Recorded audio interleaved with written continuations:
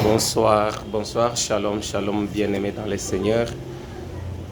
Nous sommes heureux et bénis pour ces soirs. Nous voulons partager la parole du Seigneur à propos des moments des épreuves. Des fois, les enfants de Dieu oublient qu'il y a des fois, nous passons des moments difficiles, des moments des épreuves, des moments des combats. Parce que ces choses-là est arrivé aussi à notre Seigneur Yahushua HaMashiach, Jésus-Christ.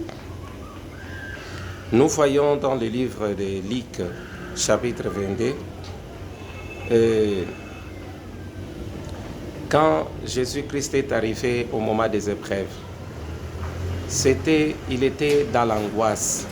Il était dans un moment que personne ne pouvait le consoler. Il s'est senti abandonné seul malgré qu'il était entouré avec ses disciples. De même, mais il sentait que je suis en train de traverser un moment que je ne pouvais pas tout expliquer. C'est pour cela Luc 22, verset 42 nous dit, disant, Père, si tu voulais éloigner de moi cette coupe, toutefois que ma volonté ne s'efface pas, mais la tienne. Alors, chapitre 43 et verset 43, verset 43 du chapitre 22 de Luc, alors un ange lui apparut du ciel pour le fortifier. Nous avons compris que notre Seigneur aussi a traversé les épreuves, un moment si difficile. Il a traversé les épreuves. Alors, il s'est confié à l'Éternel. Mais des fois, nos épreuves sont poussées par des personnes. Dieu peut utiliser des personnes où nos propres combats passera devant nous comme une épreuve. Mais nous devons chercher la face de Dieu dans ces moments pareils. Nous devons toujours nous confier à l'Éternel. Nous venons de lire Luc 22, versets 42 à 43. Nous voyons que le moment des épreuves de Jésus, il s'est confié directement à l'Éternel, son Père. La Bible nous dit, il demanda même à son Père si cette épreuve vient de lui. Il y a des fois que nous arrivons dans des moments difficiles. Il faut d'abord demander à l'Éternel si cela est de sa volonté, si cela est venu de lui.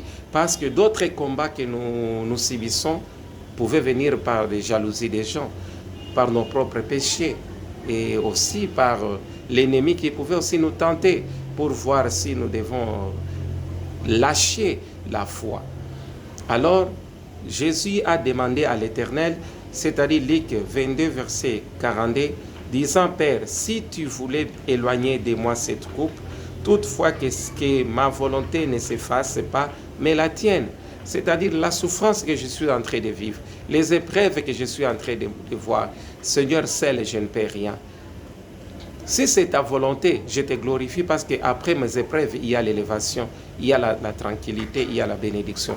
Mais si ceci ne vient pas de toi, s'il te plaît, Seigneur, éloigne-moi de ça. Comme ces épreuves venaient de l'Éternel, et l'Éternel et Yahweh a envoyé son ange pour fortifier. C'est pour ça que la Bible nous dit, fortifiez-vous les uns les autres, fortifie-toi dans le Seigneur. Je le répète, fortifie-toi. Alors nous devons nous fortifier dans le Seigneur dans les moments des épreuves. Et dans chacune épreuve, après cela, il y a une élévation, il y a une tranquillité. Malgré que ça sent très bizarre, mais il faut toujours tenir bon, il faut avancer, il ne faut pas lâcher, parce que l'ennemi fera tout pour que tu puisses lâcher. Les épreuves de Moïse lui a amené à voir la grandeur de l'Éternel sur la montagne et devenir le libérateur des enfants d'Israël. Les épreuves de Jacob lui a permis de poser sa tête sur une pierre et après de voir une échelle tomber du ciel et les anges qui descendaient, qui montaient. Et cela lui a fait qu'il devienne Israël. Dans chacune épreuve, il faut espérer après cette épreuve une grande élévation, une grande mission. Il ne faut pas lâcher. Que tu vois les gens te combattre, te critiquer, te créer des ennuis. Si tu sais bien ce que tu es en train de faire, tu es dans les bons. Tu ne te reproches de rien. Et tu sens dans ton cœur que l'Éternel aime ce que tu fais. Il ne faut pas lâcher. Il y a des fois les épreuves peuvent t'atteindre. Et directement,